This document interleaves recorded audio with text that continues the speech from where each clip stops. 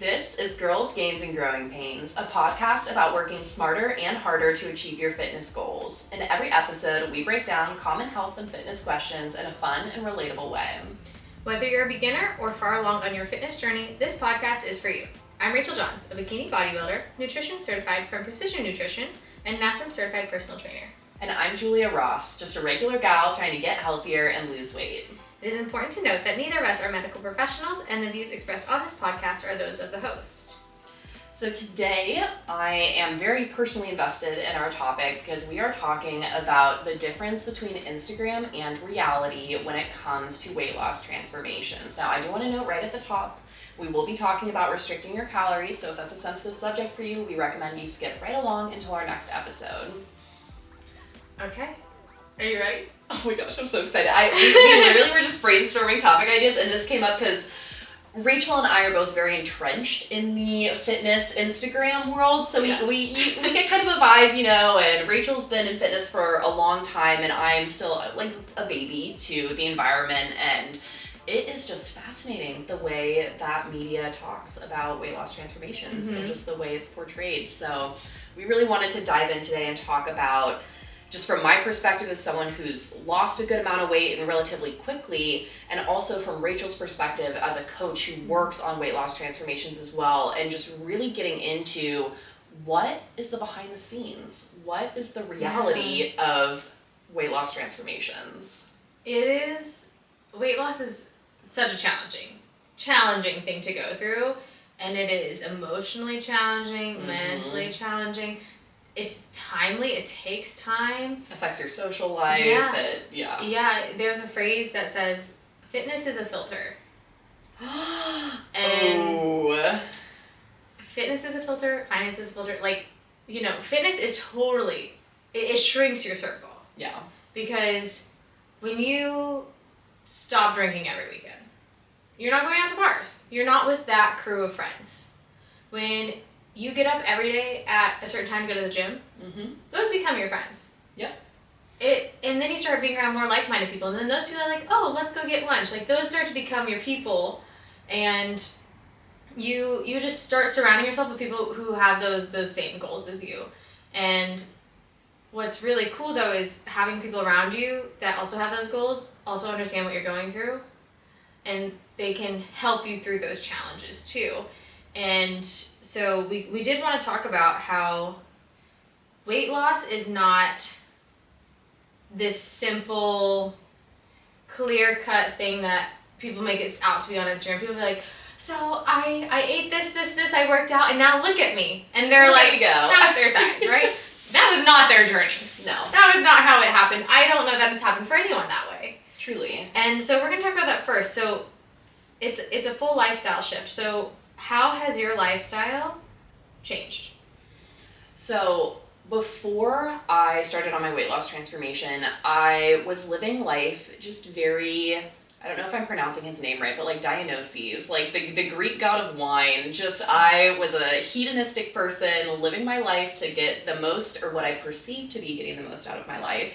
And so I would glorify certain behaviors like, oh, I'm sad about a relationship, let me eat ice cream. Or, oh, I'm not feeling great today, so I'm gonna go get blacked at a bar. Like, that was just my way of living. And so what you don't see on Instagram are all of those moments where once you start your journey, especially right at the beginning, when you go and your neural pathways are wired to respond to stimulus in a certain way, you don't have to like see on your phone screen someone go through like the visual and visceral disappointment of being like, wait, I can't have 2 frozen Trader Joe's mac and cheeses right now. Like, what? Like, you don't get to see like the real time realization of how much your life is changing dramatically. You just see it go from point A to point B. You're like, this was my old day and now this is my new day. You don't see any of those really buildable, stackable changes that have to be made. I mean, minute by minute makes it sound dramatic and exhausting, but losing weight is kind of dramatic and exhausting. It totally is. It is what I would say like an internal like warfare with yourself. Yes. Because it is like, you're right, I want mac and cheese. but it's also like, but I'm not supposed to, but that's what I want, but I also want to lose weight. So which want is exceeding the other in that moment? And those people that are like, well, this is what I eat now. Like, that did not happen overnight. No. No one, as far as it goes cold turkey on their old habits and switches into the new ones. And for you, it was a very transitional, like, phase. It did take a while to get into a full, completely new routine. Yeah. Especially with learning how to balance out your social life with these changes that we needed you to do to get to where you want to be. And making those changes was, I think, an internal battle with yourself, an external battle with me a little bit. Yes, you suffered long and hard to get me to this point. Because I totally saw where you could be, and you didn't see that. And I still tell you that. I'm like, I still have plans for you that you are not aware of. Yes. And she literally will not tell me. They're like kept in a vault somewhere in your brain that I'm not allowed to know. Like Taylor Swift. Let's mention Taylor Swift on every episode. Every episode. Yeah, it's truly this battle with yourself, with your coach or your friends, whatever that looks like to get to where you want to be. It is not an easy road. And online, the visuals people get, you have like 20 seconds on Instagram to post something, and you're posting from point A to where you are now, and people see that and they're like, I want to do that. Yep. But it's very alluring. It's because people on social media want to see what they want to be, and they automatically assume that it's really not that hard. And they assume that a few little changes and maybe, exercising twice a week is going to get them to go down half their pant size from like a 14 to like a 7. That's not how it works. Yeah. It is a really hard, long journey, but it is a very, very, what's the word? Like rewarding. A rewarding journey that is, I think, taking care of yourself and then looking back and being like, look how I just treated myself. Like, I just loved myself so hard through those moments that are also, like, you have to love yourself harder than the temptations that are around you. Yes. Which I think in this day and age is really hard. It is hard to be like, I am worth more than this craving right now. Like, my health is worth more than this. I think we don't emphasize self-care as our health. We emphasize as like going getting a facial or like going shopping. Like, self-care is like, I have this one body that I need to take care of. So it's like it's a challenging mindset to shift into of like, okay, stop worrying about all these other things. Like, let's focus on simply what is myself. Yeah. And so, it takes control and everything. So what is your perspective on how someone can go from this uncontrolled lifestyle, essentially, to a more reined in lifestyle that doesn't feel just like depleting? Yeah.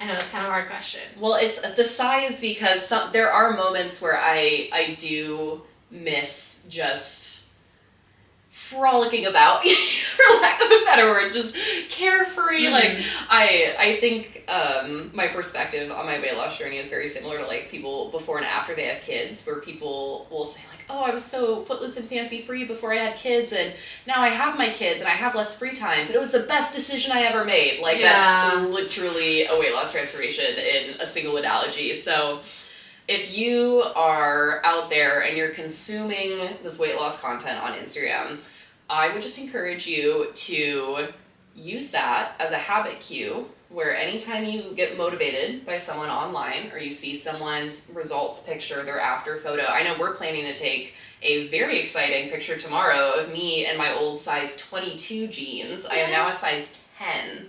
Amazing. So, like, just mind-blowing. So when you see stuff like that, use that as a very practical, and this has been studied, you can use it as a habit cue to drink more water. So every time you consume fitness content, drink more water. Every time you consume fitness content, add a healthier dish to your weekly meal prep. Just make that your motivation.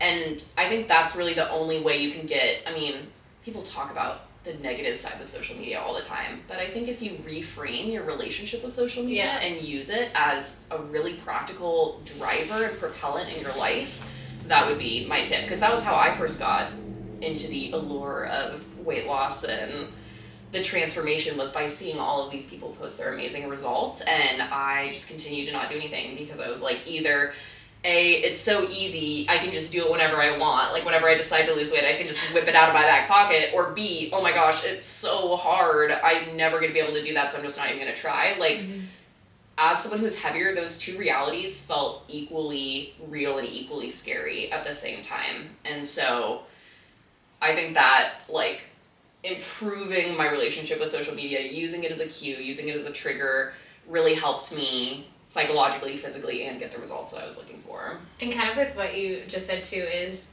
some people look at weight loss and they're like, I'm not ready. Yes, I hear that all the time when people ask me about my perspective. They say, oh, well, I'm just not, like, now isn't a good time. It's never a good time. Or Never. I have an injury. Like, I also had an injury. I could not use my knee. Like, it was busted. And I also have shin splints from running inappropriately for like 4 years during high school. So that one was on Remember, me. high school sports cause all injuries. The root of all evil, high school sports. Yeah. So that's what I would say. Yeah. Is just learning. You're never gonna be ready. No, you're never gonna be ready. And I think another thing with the start and the propellant of your weight loss journey and the interaction with social media is you get, and this is just on the studies today, they study, and when you see someone else getting what you want, you get a dopamine hit or a serotonin, one of the good stuff. You get a hit in your head of, oh, that's exciting because you're living through their experience. Exactly. Yeah. And so it's really easy to just consume a lot of weight loss content because your brain will give you the happy chemicals. Yeah. But then you're going to log out of social media and still be dealing with health stuff. So I think that's important to note too. It's easy to look at that content and get the high, but it's not real. Mm-hmm.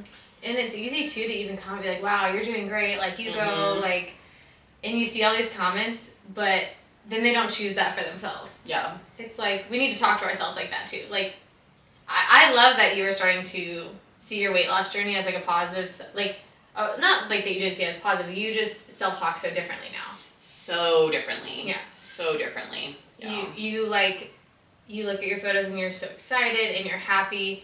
And yes, we still have places we want to go, obviously. We're not at our end point. Yes. I don't think anyone's going to ever get to their end point. No, that's the fun part. That's the journey. That's the journey of it. The journey. And it's, you look at yourself so differently now than when we started, but you also, I think, are now turning into your own cheerleader in a sense, where you finished your workout and you sent me all these selfies and you're like, look how good I look. Like, you didn't need someone on social media to tell you that anymore. Yeah. Like, you were like, I look good. Like, I feel good. Like, this was good for me. Like, this hard workout was good for me. And that has been a shift from where things used to be really, really challenging for you to go through the gym, and now you just know the rewarding feeling afterwards that you're able to get through it and you're able to take so much pride in it now. Like, instead of being like, like, this just sucks, like, I have to do this because I was off the rails before. Yeah. Now you're like, dang, I'm killing it. Look where I am going. Like,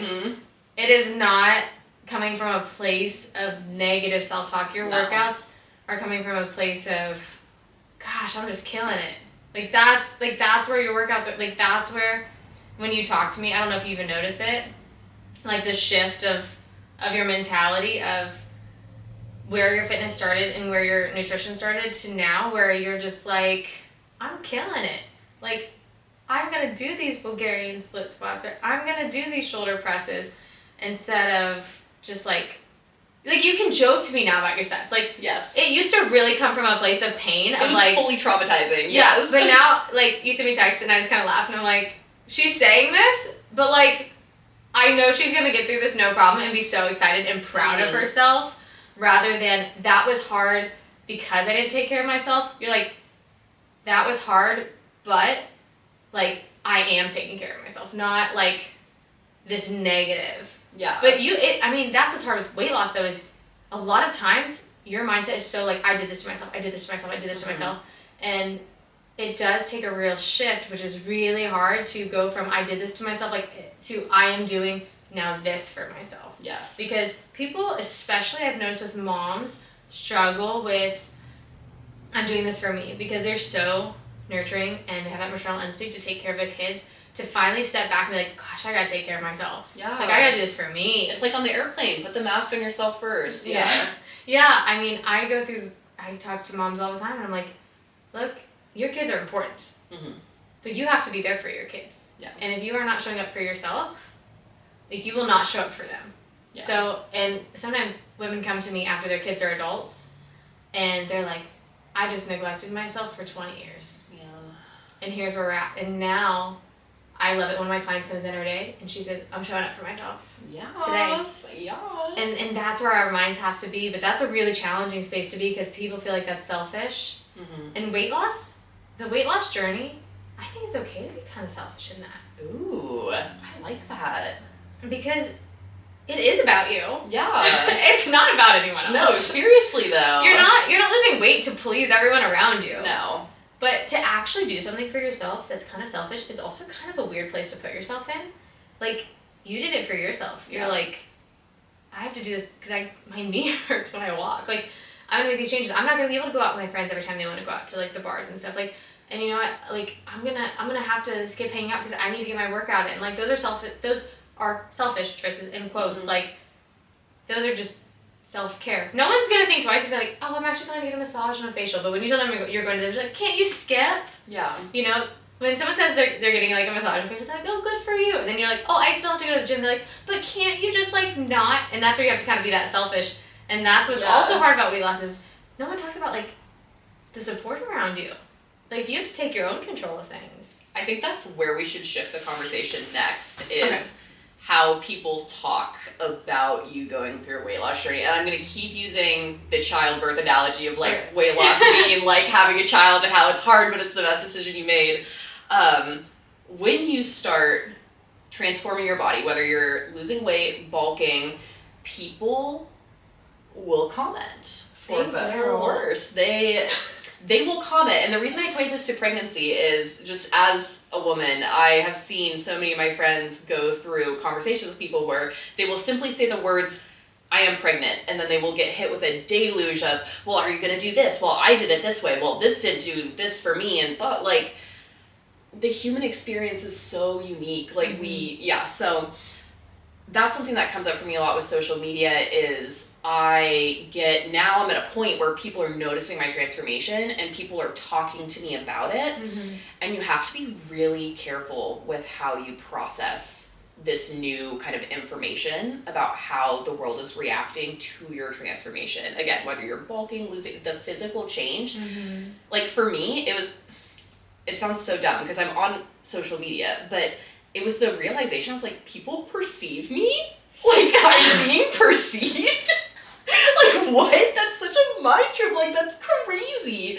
And it just, like, it blew my mind. I was like, wow, like, people notice. Because I think something that I, like, came to the realization of the other day was when I was heavier, I just had this, like, thought that, like, if I didn't notice, no one else would. Okay. You know, like, if you have pets, when, like, the pet will, like, hide behind a curtain or hide behind something and just their eyes are covered and you can still totally see them, but the pet thinks they're invisible. Like, that was how my weight gain felt, where I was like, if I just ignore it and never look at myself in the mirror and never address my decision-making or the poor choices I made that got me here, no one else will notice. And that just wasn't true. Yeah. And even like people will obviously say nicer things to your face, you know, but I just I freaked out and was like, whoa, like people have been looking at me, and it wasn't even like I hated being fat or no, like it wasn't. It was literally just, it is amazing how much other people notice bodily changes. Absolutely. Yeah. And you know what's funny too is when someone gains weight, mm-hmm. they will dance around that. Yeah. The second you start losing weight, people believe that now they have this free reign mm-hmm. to make unsolicited comments and opinions about all of it, which is very you've witnessed that. I've witnessed that, where it's like, because you've gone through cutting, which for bodybuilding is where you are mm-hmm. losing weight, so your muscles are more exposed. Like, what kind of comments do you get? Just an array of, like, I guess, like, I don't mind when some, like, a female comes up to me and they're like, oh, hey, you look really good, and stuff like that. Or, wow, like, you look like you've really leaned out. Like, how do you do that? Like, then I can educate. But sometimes when it's, like, a male that's like, hey, you lost some weight, kind of like that, I'm like, like, I don't know that we need to, Yeah. we could have phrased things differently. Yeah. And I think it also just, like, shines a light on, like, feeling like people are watching you. Yes. And it does create, like, a little bit of an anxious feeling, because I know, because through me, my weight does fluctuate for my sport. Yeah. And so that gets in my head all the time, is I'm like, okay, we're increasing my calories, I'm probably going to bloat a little bit more this week, and people are going to notice. Like, I already know they're going to notice, because they've noticed every little change in my body in the past. Yeah. Now, given I have gotten very good at tuning that out, which has taken time. It's a life skill. It is not, like, immediate that you can just be like, it doesn't matter what people say. Because people do have their opinions, and people have their opinions about what I should look like. That's when I'm really like, you can keep that one to yourself. Yeah. And that's for anyone listening. Like, if it is something that could be taken as non-affirming, or like, something like, oh wow, like, you're looking really strong. Sometimes I'm like, are they saying that as, like, I'm getting larger, or are they saying, where are they coming from with that? It's kind of just kind of leave it alone. Yeah. Just ask me how my day is instead. Well, and I think it's important to note too, especially, like, as someone who's out there, like, posting weight loss transformation content, like, I love and appreciate all of the comments that are like, you go girl, like, you're doing great, like, keep sending that love and light out into the world, like, don't stop doing that. Just be aware when you're engaging with people's journeys and content on social media. Just, I mean, for me, a lot of my weight fluctuations previously were medication related. So I would need to take a medication that would empower me to be able to do my job because of my mental health. And then that would cause me to drop a ton of weight. Or I would take a medication that would cause me to gain a ton of weight. And so it's just like, it's kind of the same thing as also the pregnancy coming up again. Don't ask a woman if she's pregnant just based on how she looks. Oh my gosh. Like, just like, it's, when you make an assumption, it makes an ass out of you and me. So just be kind and conscientious and thoughtful when you're engaging with people who are on fitness journeys. Yeah. Honestly, the beautiful Whitney Simmons, okay? I God, love my Whitney. queen. She is just one of the most stunning human beings. Yes. And I've been very grateful to meet her twice now. She just posted on her story, because she's gained a little bit of weight. Yeah. Looks phenomenal still. Truly. And she's so strong and everything. Like, she's strong. Like, if you watch her videos and you're actually looking at the way she's so strong. But people are commenting like, oh my gosh, is she pregnant? Wow, she looks like she's put on, like, 30 pounds. They're putting this, like, on her page. Oh, and I'm God. like, that is so uncalled for. Like, I'm sorry. Like, no one cares about your opinion about that. No. I'm sorry. No. Like, that was so unnecessarily rude. And I think it's great when people are losing weight and people are so encouraging and kind. And yes, maybe they want to know how you did it and say, hey, do you have any tips for this, or, like, whatever. I think that's awesome. I love when people ask me how, like, where they can improve. And I love that, where there's, like, actual genuine interest, where it is not some unsolicited comment about, like, my weight. And I think there's a beautiful way to go about affirming people. Like, you've seen that, where people can affirm you and make you feel so good and, like, encourage that, because we want to nurture, like, healthy lifestyles and promote that.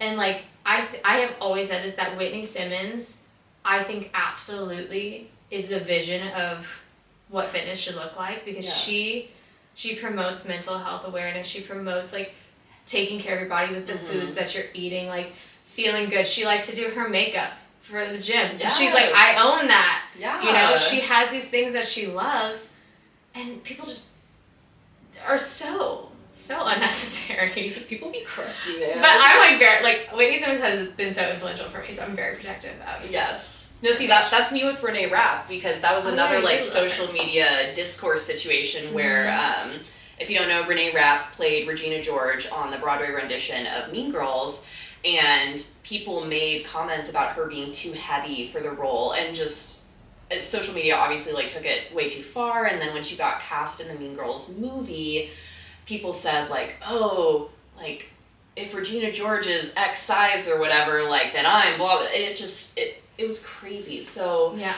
if you're interacting with like, because I think it's easy to just fall into like weight loss, and then we can have a whole conversation about weight loss, but like weight gain and bulking and fluctuations in your weight. I think all those go hand in hand. Yeah, like social media has really just exacerbated the entire conversation around those. I think it's just like that phrase, like be a light when you're like talking on social media, like whatever the topic is, like there's no reason to tear people down, and it's always reason to say something positive and encouraging. And if you're really curious about how someone lost weight, like DM them. Maybe you don't have to publicly put it on their post, like but if it might be hard to phrase for you or whatever, like DM them and explain yourself, because that stuff mentally can really, like we said, like weight loss is really, really hard. Mm-hmm. So then people who are willing to share that experience with the world, that is a very vulnerable place to put yourself in. Yes. And there's a way that everyone else can nurture that vulnerability so that they can inspire other people. Like you said, seeing transformations really spikes your happiness levels and stuff. So it's great when we can encourage people to do that so that other people can get encouraged. So we're improving the quality of life of so many people. And I know you've experienced people messaging you being like, I got on the stairs today because you did. Yes. Or you're really inspiring me. Like, those are amazing feelings. So it's great that you post it. I love that you post it. I encourage you to post it. I encourage my clients to post it. Yeah. Because other people get really, really inspired by that. Yeah. And it's those few rotten eggs that decide to throw in their unsolicited comments and their opinions on how you should do it. Because it's funny that they also do that, because you're making very good progress. You're living a very healthy lifestyle now. And people still want to like throw in their little like tidbits of like, well, you should do this. Yeah. Or have you considered Y or Z? Yes. Like. And we've talked about that even on the last episode with having a coach, is your journey is between you and the person you chose it to be in, and letting these flood of comments and suggestions. I think it's great that you ask me questions, because you'll see something on social media and be like, what do you think about this? Oh yeah, it's like a little the Snopes fact checker. I'll be like, okay, whoa, I'll send it to Rachel. Yeah, so it's great to have your coach that you are consulting in, so that you can stay focused on where you're at, and then, you know, it's easier to block out those opinions, because I don't think we're ever going to really stop them. Mm-hmm. But when you can stay dialed in and then provide for yourself what you need with your coach, but then provide, you know, education or inspiration or whatever it is looking like on social media, then it just works really well. And I think, like, I have a lot of clients who look to social media. I do. Yeah. Like, I go on my phone sometimes for like 15 minutes if I don't want to work out, and I will sit and I will go to my explore page on my fitness page, which is all bikini bodybuilding. That's all it is, okay? And I scroll there and I'm watching these workouts and I'm like, you know what? I've got big goals. Yep. Big goals, and we're gonna go do this, and that helps me. And therefore I really appreciate other women who are willing to put themselves in a vulnerable position on the internet to be judged and inspire me with that. And I think you do that even if you don't really realize how much you're being vulnerable and inspiring people, and like that some people look to your content when they need motivation. And you're an example of, they're like, oh, look at her, she did it so easily. And I'm like, no. You're like, you didn't have to be on the phone with this girl. Which I will do time and time again. But it is not this like beautiful journey. Like, it's not rainbows and butterflies. It's not like when you're walking through like the Wizard of Oz movie where they're walking through like whatever the flowers are and the poppy field. And you fall into a beautiful dream. Like, Yes. It's not like that. It is like fighting the munchkin monkeys or whatever the heck they are on the Wizard of Oz. Like, it's a battle. Yeah. It's totally a battle. And I think you've done a great job of balancing all of these components that come with it. And so how are you so far doing with, you know, people giving you their own opinions, keeping them out of your head when you're, you know, operating day in, day out?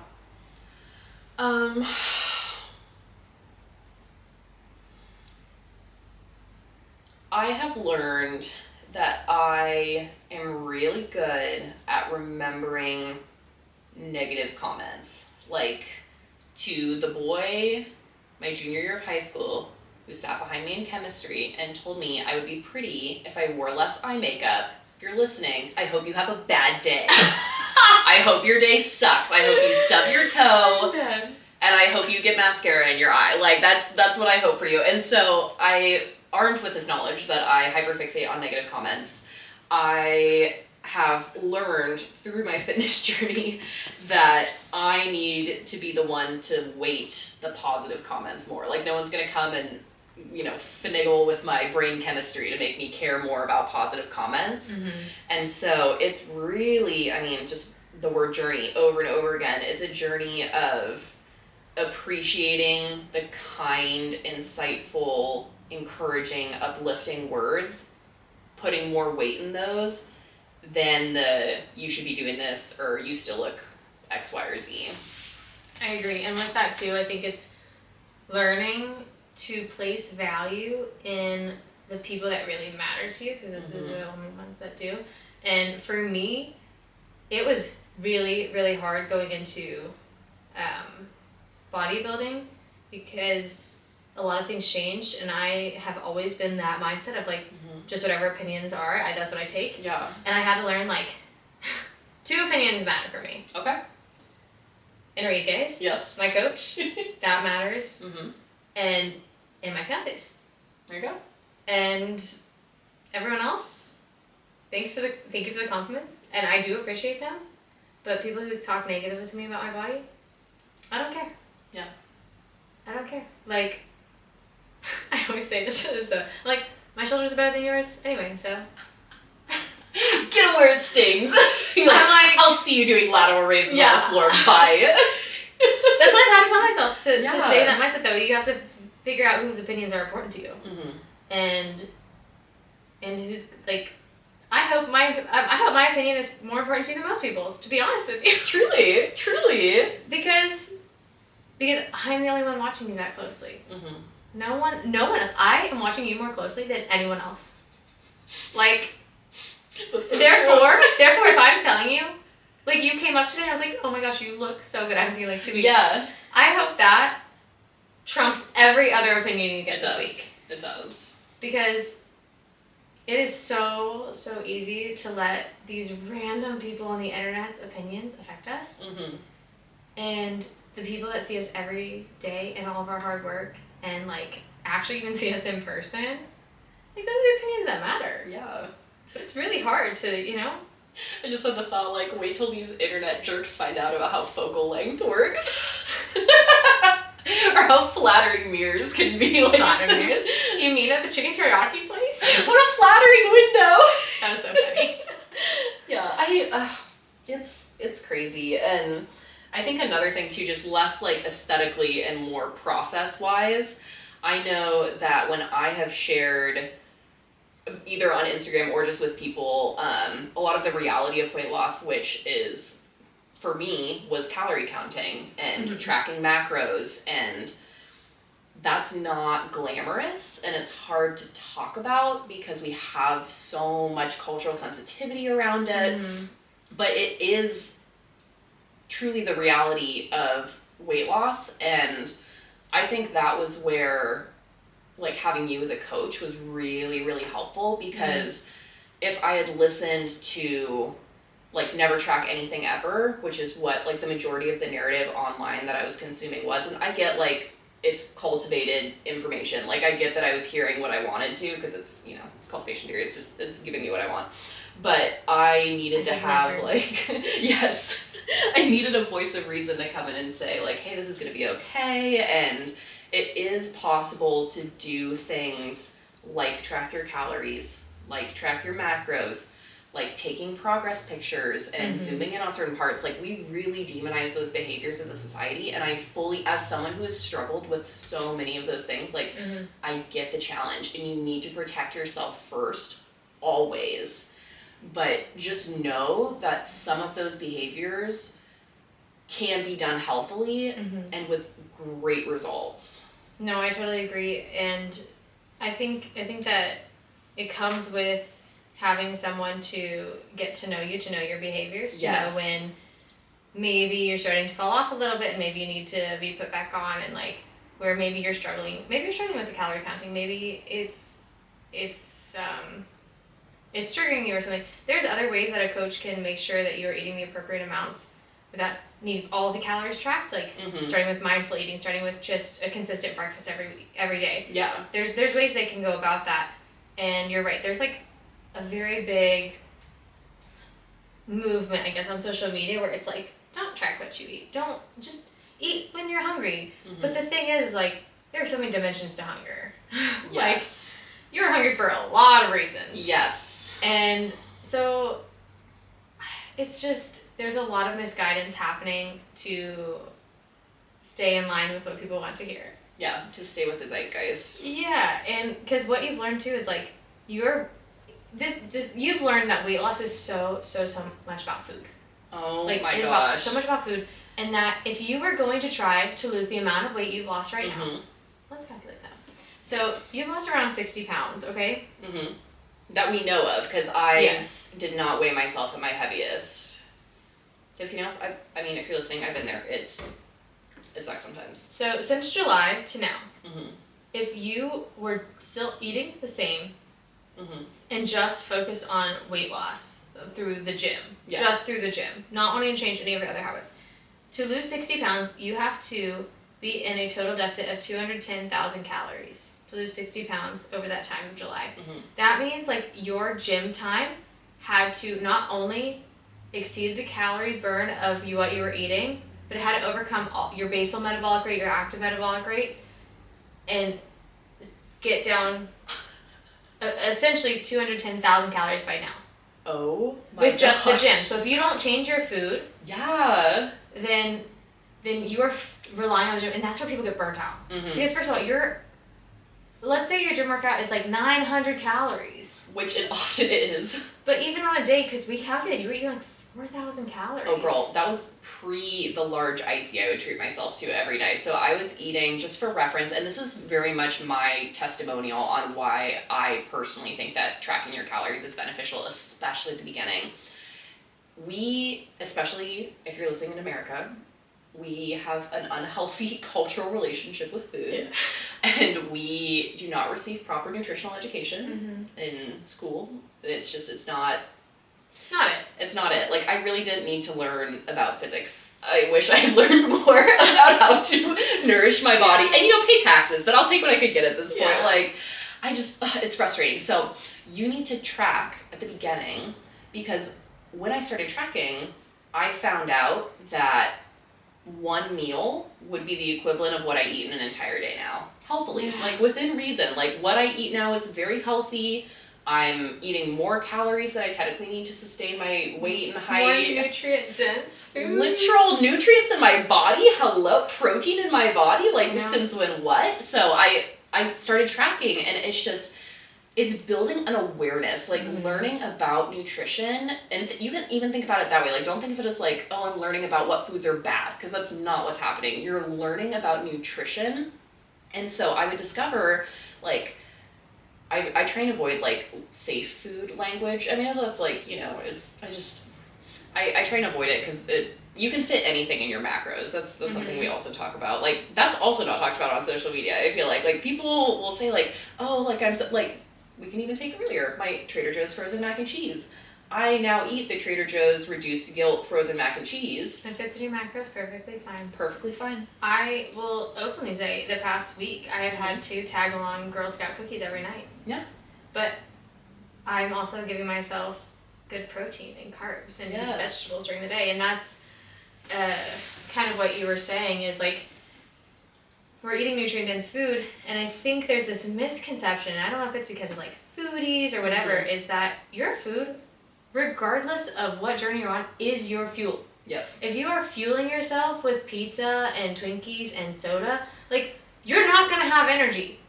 I did not. Yeah. It does not take rocket science to realize that those things are not going to fuel your body. And that's where it's really hard for me as a coach, is people are like, I want to eat what I want to eat. And I'm like, but you feel like crap. Like, you don't sleep well. Yeah. And, like, your skin's dry or whatever, and, like, your breaking out and you don't feel good and you have digestive problems and you get headaches, and I'm like, because you're giving your body crappy stuff. Yeah. Like, what did you think was going to happen?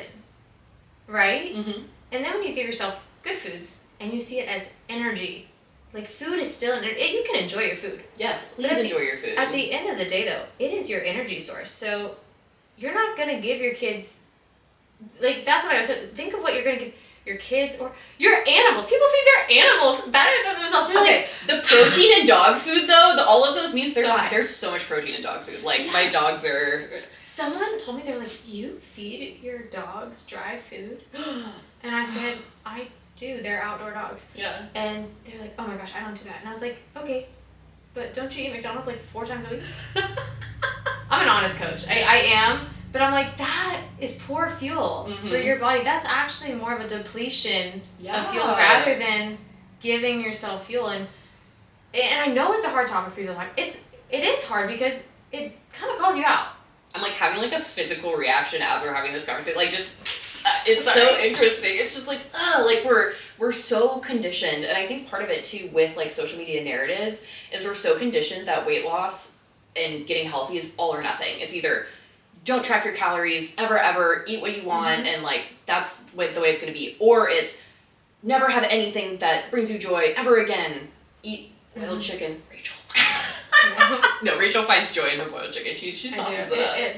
My stomach likes it. I know. I don't have digestive problems, so I eat it. But I think that's right. Like, social media and commercials and stuff have created this glamorization around fast foods and these yummy foods and like foodies eating, these very fatty foods and When stuff you like told that. me about how much fat is in restaurant foods, I was Crazy. floored. I was like, Crazy. no wonder it tastes so good. Like, Yeah. duh. You're right. And it's just like this glorification around those things, and it's like, what if you just like fueled your body with good food? Like, Mhm. think of how productive you're going to be. Think of how good you're going to feel. Think of what you can accomplish when you eat the right things. Yeah. Because that's literally the only source for your energy. It's like the foods you're consuming. Mm-hmm. And if you're taking care of your dog better than yourself, like, you need to take a step back. Yeah. And even if you're taking care of your kids better than yourself, like, you have to take care of your kids, but you have to take care of yourself. You want to take care of your animals. I love my animals, but like, I have to take care of myself first. And even in my relationship, like, I get him good food. Yes. And I'm like, and we sit down and I'm like, so did you get enough protein today? Like, that's like a question I'll ask, because it fills you up. It makes you feel full. It gives you energy. He works a lot. Mm-hmm. And I'm like, I need my people to be good. And You told that was part of what convinced me, was you were like, look, from a place of love, like, I need you to be healthy. Like, I need my friends to be healthy. And you were very gentle about it, but it was very clear that I was unhealthy. Like, it wasn't a physicality thing. I was unhealthy, and I knew it, and everyone around me knew it, and it was just a lot of cognitive dissonance keeping me from taking the plunge. But now you live a lot more balanced, where you can go out with your friends. I did last night. You did last night.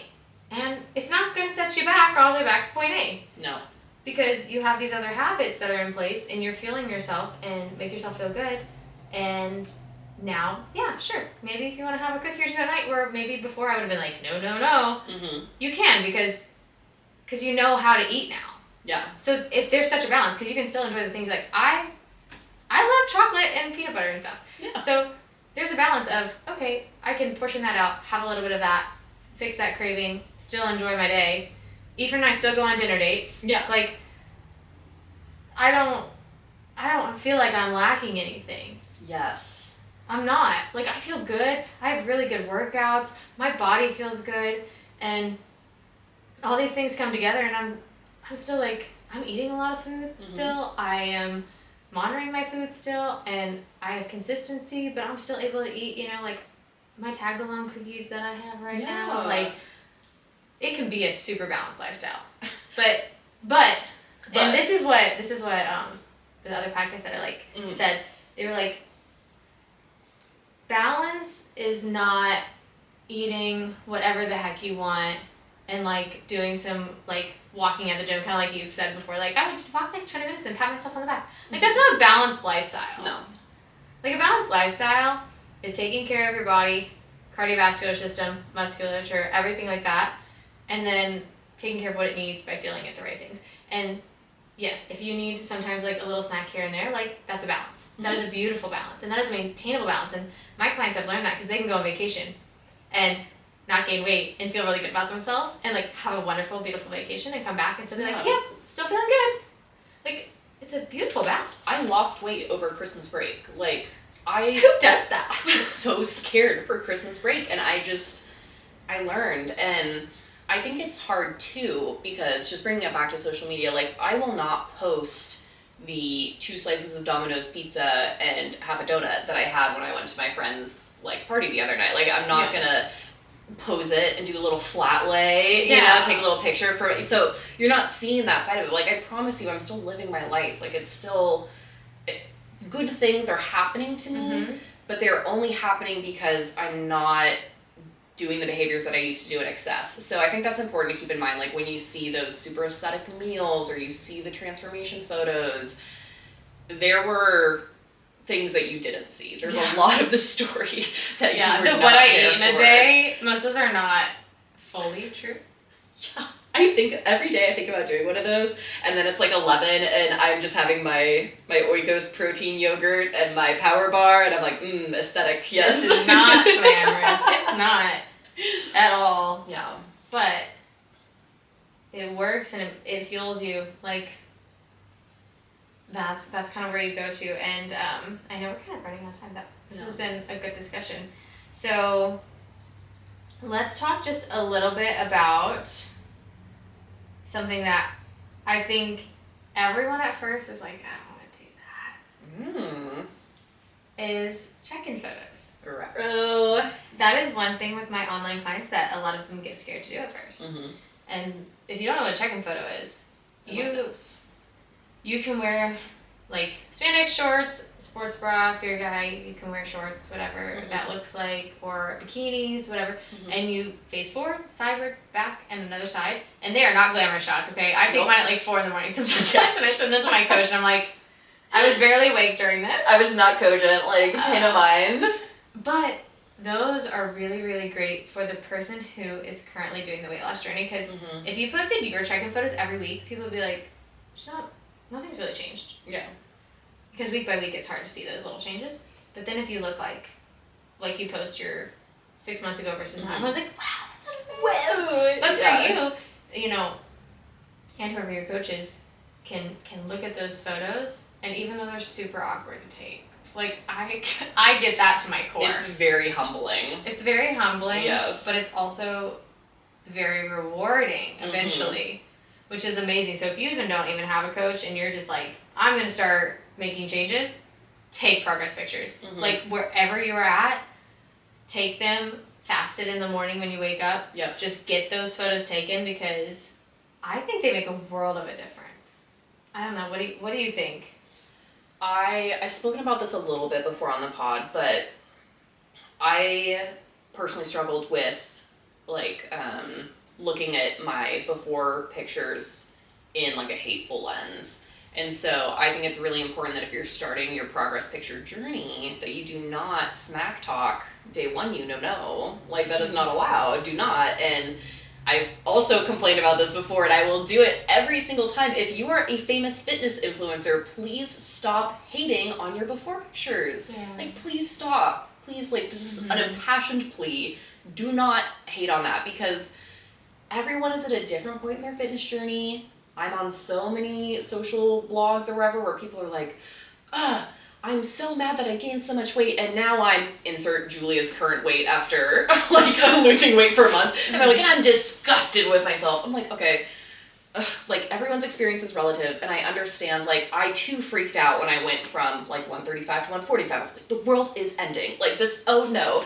You know, so it's really important when you go about taking your progress pictures to bask in the glow of what you have done for yourself and not take that time to, use them negatively, because all of the stuff we've talked about today, the reason it gets negative discourse online is because it's easy to like leverage them negatively. Yeah, even like comedians bash talk themselves like as a coping kind of thing. But also with something that you just said that just reminded me is one thing that I think is also really difficult with the photos is you have them now, but a lot of times we compare those to our even earlier photos when we were maybe thinner.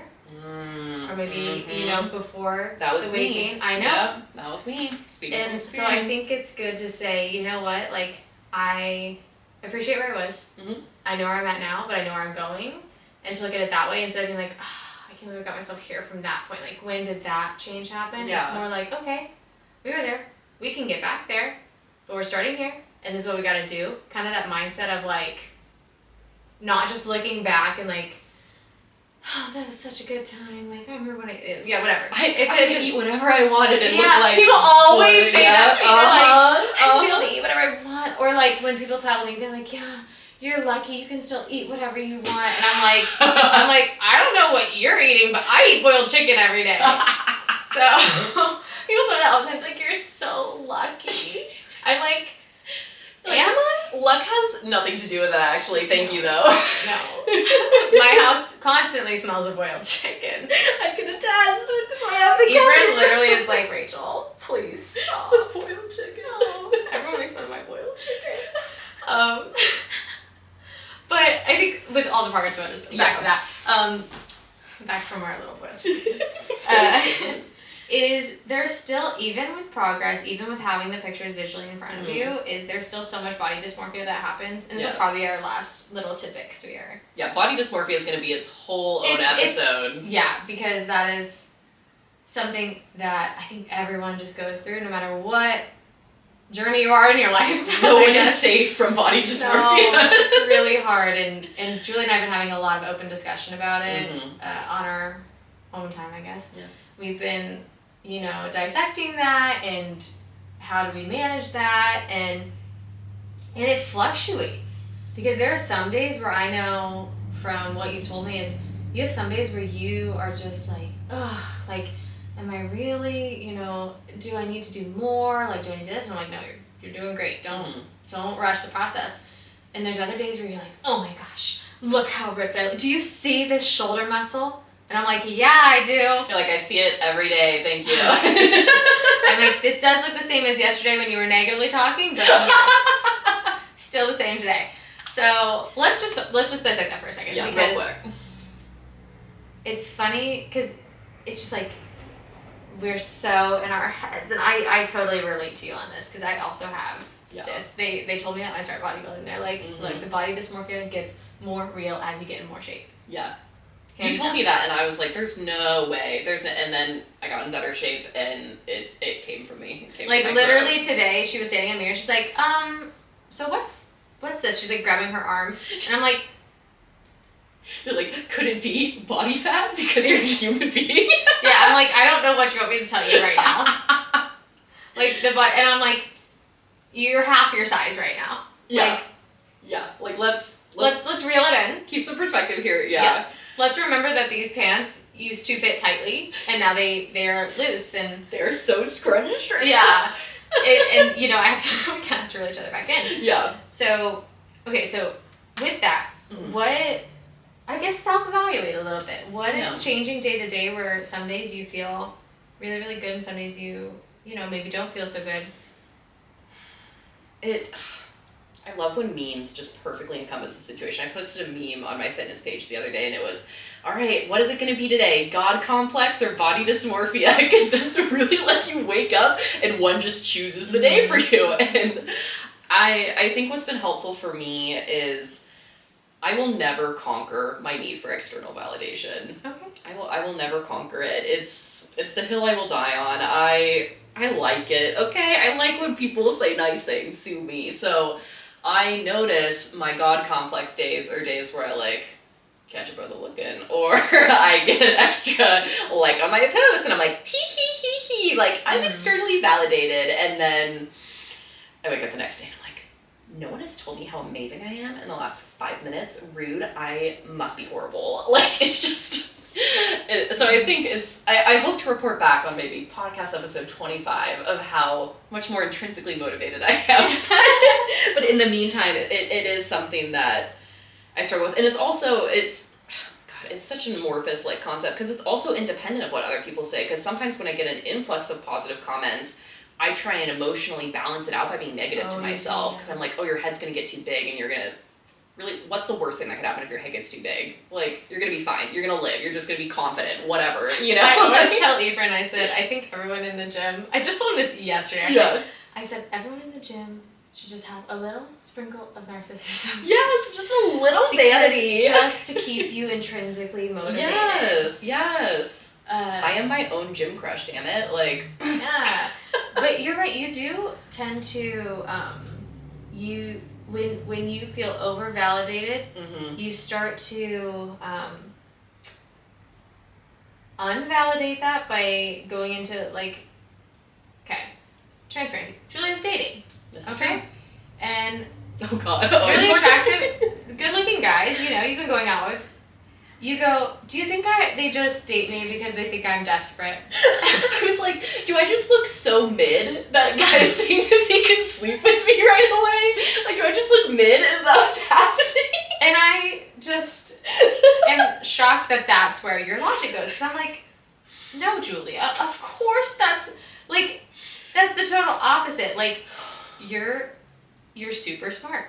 You're beautiful. You know, like, I'm sitting here like, that influence is just outrageous. I'm sitting here, I'm like, also, it's like people who've never even met you before, and you're just like, he's only liking me because of, I'm like, what?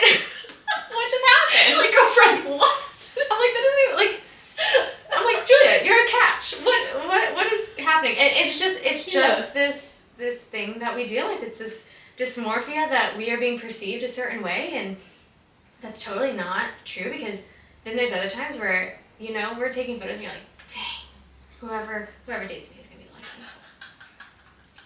me. And then there's other days where it's like, true. He's dating me as a charity. As he's doing a good deed. He's a philanthropist. He saw this poor girl on the side of the road and he said, I'll scoop her up and foster her until she finds her forever home. Like,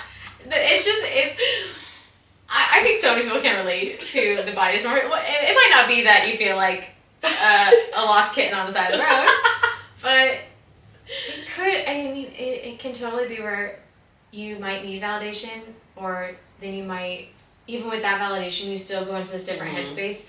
And we will do a full episode on body dysmorphia, and we will probably retouch on exactly what we just talked about. Yeah, we will. But I think it does need to be talked about, and how, you know, you can go through fitness journeys, you can go through weight loss journeys, you can feel good about yourself one day and maybe not so good about about yourself the other days, but how do we maneuver around that? And I don't think anyone's mastered that. If you have, my number is yes. It's just, it's something that everyone deals with, and it just needs to be a little bit more, like, destigmatized, I think. It's not, you're not, like, alone in feeling certain ways about your body, but there are healthy ways to go about that. And I think one way we do that is talking to each other. And we both know that, like, we're also not going to lie to each other. No. Like, find someone who you genuinely trust to talk to about that stuff. Yeah. Because I think that does help. And someone who kind of just be like, no, that's not accurate. Yeah. And kind of reel you back down to earth. Yeah. And so we'll definitely do a full episode on that, and any sort of questions or anything with that, or personal experience that other people have, like, share those with us. You know, we'd love to talk about that and discuss that. So, concluding thoughts, Julia? Concluding thoughts. I think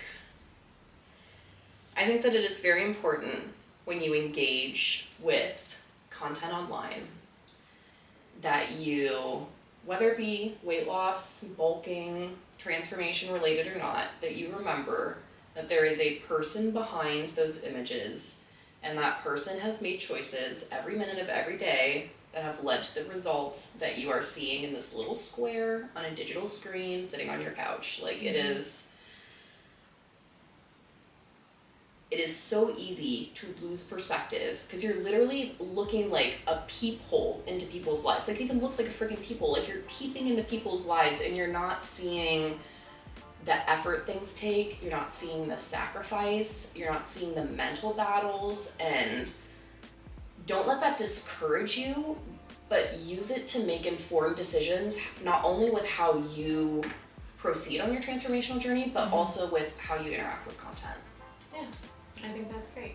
So, thank you guys for listening. I think this is a longer episode than usual, but we got a little chatty.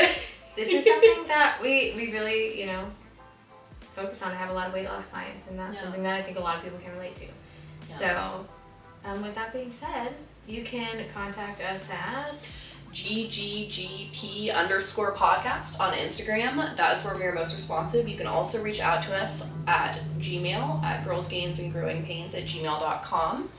And just follow our pages. Like, I know personally, like, just sitting doing this episode, I'm gonna try and make an effort to post a lot more just like authentic, like in the moment, just not as polished content. And so I'm gonna use this episode as a little challenge. So follow our stuff.